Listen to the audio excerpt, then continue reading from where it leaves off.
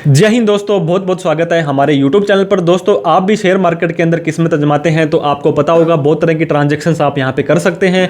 Long term capital gain, short term capital gain, dividend, intraday, F&O, hedging, इसके अलावा IPO। दोस्तों, आपने सुना होगा इनिशियल पब्लिक ऑफर। कोई भी कंपनी पहली बार जब अपने शेयर जारी करती है तो IPO के थ्रू आते हैं। जब दोस्तों इनकी लिस्टिंग होती है, हालांकि जैसे 100 रुपए का IPO 100 रुपए पर शेयर के हिसाब से आया तो इसकी लिस्टिंग मट ऑब्वियस सी बात है 100 में से 90% में हाई होती है, ऊपर बढ़कर ही होती है। 100 वाला 150 भी चला जाता है, 200 भी चला जाता है उसी सेम डे के अंदर। तो अगर आपने IPO लगाया था तो दोस्तों IPO अलॉट होना भी एक बड़ी किस्मत की बात है। हर किसी को IPO अलॉट नहीं होता है। अगर आपको IPO अलॉट हो गया है या इन फ्यूचर के अंदर आप IPO में अप्लाई करना चाहते हैं तो IPO से रिलेटेड इनकम टैक्स के रूल आपको जान लेने चाहिए कि कब आपको टैक्स देना पड़ेगा, कौन सी इनकम पे कितना टैक्स देना पड़ेगा, क्या आपको ITR भरनी पड़ेगी। इनकम टैक्स को सूचना सारी की सारी चली जाती है जब भी आप अपने पैन कार्ड में ट्रांजेक्शन करते हैं।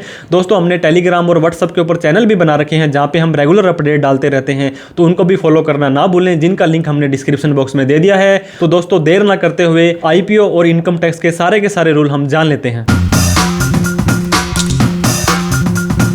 तो दोस्तों, टैक्स ऑन IPO के बारे में हम डिस्कस करेंगे। फाइनेंशियल ईयर 24-25, असेसमेंट ईयर 25-26, मतलब 1/4/24 से 31/3/25 के बीच में अगर आपने किसी भी तरह का कोई IPO प्राप्त किया है तो सबसे पहले तो आपको शुभकामनाएं, क्योंकि IPO जल्दी से किसी को मिलता नहीं है। तो मैं आपको बताना चाहूंगा दोस्तों, अर्निंग मनी इज हार्ड। पैसा कमाना बहुत ही मुश्किल है। Saving money is equal hard, और पैसे को कमाने के बाद में उसको बचाना भी बहुत हार्ड है। Money can be saved if one have proper knowledge of tax planning. दोस्तों, अगर आपको टैक्स के रूल का पता होगा तो आप टैक्स दे देंगे आराम से, तो आपको इन फ्यूचर में किसी भी तरह की दिक्कत नहीं आएगी। और आप कुछ ना कुछ टैक्स प्लानिंग तो अगर आपको रूल पता होगा तो इजीली कर पाएंगे। आपको पता होगा शेयर मार्केट के अंदर long term capital gain LTCG, short term capital gain STCG, intraday, F&O, dividend, IPO, hedging, मतलब बहुत तरह के ट्रांजैक्शंस आप कर सकते हैं। लेकिन इस वीडियो में हम आपको IPO के बारे में बताने वाले हैं। IPO दोस्तों होता है इनिशियल पब्लिक ऑफर। एक रास्ता है जो कोई भी कंपनी पैसा जुटाना चाहती है अपने इन्वेस्टर से और फ्यूचर के प्रोजेक्ट्स के लिए, तो अपने आप को स्टॉक मार्केट में वो लिस्टेड करेगी, फिर एक IPO लेकर के आएगी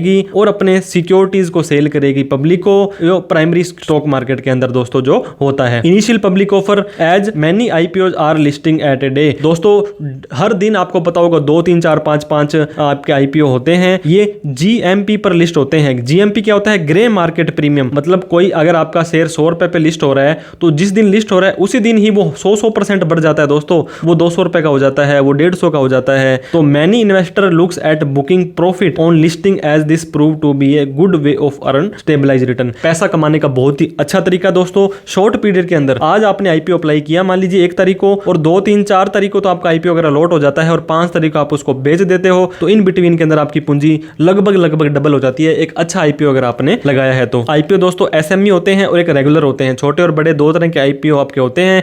जो IPO में पैसा लगाता है वो रिटेल होता है, हाई नेटवर्थ इंडिविजुअल होता है, नॉन इंस्टीट्यूशनल होता है, क्वालिफाइड इंस्टीट्यूशनल होता है, एंकर इन्वेस्टर होते हैं। तो ये हम ज्यादा डीपली नहीं जाएंगे, हम सिर्फ यहाँ पे टैक्स की बात करने वाले हैं। अब tax is payable on income only. दोस्तों, अगर आपको IPO के अंदर नुकसान हो गया है, हालांकि हमारी long term, short term, intraday, F&O पर डिटेल के अंदर अलग अलग इस तरह की वीडियो आई हुई है, लेकिन इस वीडियो में हम सिर्फ और सिर्फ IPO के बारे में बात करेंगे। अगर आपको लॉस हो जाता है तो किसी भी तरह का आपको टैक्स नहीं देना है दोस्तों। नॉर्मल जो टैक्स देना होता है वो स्लैब रेट और टैक्स रिजाइम के हिसाब से देना होता है, डिडक्शन एग्जम्पशंस को छूट लेने के बाद। लेकिन कुछ इनकम जो होती है वो स्पेशल रेट से ही टैक्स देनी होती है, और एक IPO जो है वो भी स्पेशल इनकम है, इसके ऊपर भी स्पेशल रेट ही लगने वाले हैं। IPO एक कैपिटल गेन होता है दोस्तों। IPO सैलरी की इनकम नहीं है, बिजनेस की इनकम नहीं है, अदर सोर्स की इनकम नहीं है आपकी। ये कैपिटल गेन है, और कैपिटल गेन आपको पता होगा शॉर्ट टर्म कैपिटल गेन भी हो सकता है और लॉन्ग टर्म कैपिटल गेन भी हो सकता है। अगर आपने कोई भी शेयर खरीदा था, मान लो आपको आज IPO आया और 12 महीने से पहले आपने उस IPO को बेच दिया तो आपका शॉर्ट टर्म कैपिटल गेन हो जाएगा, और वहीं पर 12 महीने के बाद में अगर आप उसको बेचते हैं तो ये लॉन्ग टर्म कैपिटल गेन आपका हो जाएगा। दोस्तों, लॉन्ग टर्म कैपिटल गेन आपको बताया था 12 महीने के बाद अगर आप अलॉटमेंट होने के बेचते हैं तो ये लॉन्ग टर्म कैपिटल गेन है। टैक्स रिजाइम और टैक्स स्लैब क्या है? अगर आप ओल्ड टैक्स रिजाइम में जाते हो तो 2.5 लाख रुपए तक आपको कोई भी टैक्स नहीं देना है। 2.5 से 5 5%, 5 से 10 20%, 10 लाख से ऊपर 30%। लेकिन स्पेशल जो इनकम होगी वो स्पेशल रेट से ही आपकी टैक्स होगी। मैंने आपको बता दिया था दोस्तों। अगर ओल्ड टैक्स रिजाइम में अगर आपकी ओवरऑल इनकम 5 लाख तक है तो 87A बोलता है आपको 12,500 की छूट मिल जाएगी, और आपने शॉर्ट टर्म कैपिटल गेन कमाया है IPO से तो भी 12,500 की छूट आप यहाँ पे ले सकते हैं। दोस्तों अब मैं बात करता हूं डिडक्शन एग्जम्पशंस लेने के बाद में लॉन्ग टर्म कैपिटल गेन अगर आपने कमाया, लॉन्ग टर्म कैपिटल गेन मैं फिर बता दूं 12 महीने के बाद में उस आईपीओ को अगर आप बेचते हो तो आपको उसके ऊपर 12.5% का टैक्स देना पड़ेगा। और यहीं पर आपने 23 जुलाई से पहले आईपीओ को बेच दिया था तो वहां पे 10% था, क्योंकि 23 जुलाई को बजट आया था और वहां पे ये रूल चेंज हो गए थे। तो आपको बेसिक एग्जम्पशन लिमिट की छूट यहाँ पे मिल जाएगी, मतलब 2.5 लाख रुपए की छूट आपको आईपीओ के अंदर लॉन्ग टर्म कैपिटल गेन में मिल जाएगी। तो 2.5 लाख रुपए आपका माफ है अगर आप ओल्ड में जाते हो, तो 1.25 लाख रुपए एक और माफ है दोस्तों अगर आप लॉन्ग टर्म कैपिटल गेन कमाते हो और उसके बाद में आपको 12.5% टैक्स देना पड़ेगा। 2.5 लाख रुपए आपका ये माफ है, 1.25 लाख आपका ये माफ है, मतलब 3,75,000 रुपए तक अगर आप आईपीओ की इनकम कमाते हो। और मैं ये मान के चल रहा हूं दोस्तों अगर आपकी कोई और इनकम नहीं है तो आपका लॉन्ग टर्म कैपिटल गेन माफ हो जाएगा, उसके बाद में आपको 12.5% के हिसाब से टैक्स देना पड़ जाएगा। मैं एग्जांपल देता हूं दोस्तों, आपने एक आईपीओ लिया था, एक लिए थे या 5 लिए थे, मान लीजिए आपने 5 लाख रुपए आईपीओ में लगाए थे और वो बाद में आपने 10 लाख रुपए में उसको बेच दिया, तो टोटल आपकी 5 लाख रुपए इनकम हो गई थी। 5 लाख में से 2.5 लाख रुपए तो माफ है और 1.25 लाख रुपए एक और माफ है लॉन्ग टर्म कैपिटल गेन में, तो टोटल आपकी दोस्तों ये 3,75,000 रुपए तो आपका ये माफ हो गया। 5 लाख रुपए आपकी कैपिटल गेन था तो इसके अंदर आपके अब 1.25 लाख रुपए बच गया। इस 1.25 लाख रुपए के ऊपर 12.5% टैक्स, 15,625, फिर 4% सेस, इसके बाद में एडवांस टैक्स नहीं भरा था तो उसका ब्याज आपको देना पड़ेगा। तो उम्मीद करता हूं दोस्तों आईपीओ अगर 12 महीने के बाद बेचा है तो वो लॉन्ग टर्म कैपिटल गेन के हिसाब से टैक्स लगेगा। पहला 2.5 लाख माफ है, उसके बाद 1.25 लाख माफ है, उसके बाद में आपको 12.5% टैक्स देना पड़ेगा। इस पहले 2.5 लाख के अंदर कोई और इनकम अगर आपकी आती है, सैलरी की इनकम, बिजनेस की इनकम, ब्याज की इनकम, वो भी इंक्लूड हो जाएगी। ऐसा नहीं है कि सिर्फ लॉन्ग टर्म कैपिटल गेन के सारे 2.5 लाख माफ हो जाएंगे। अब दोस्तों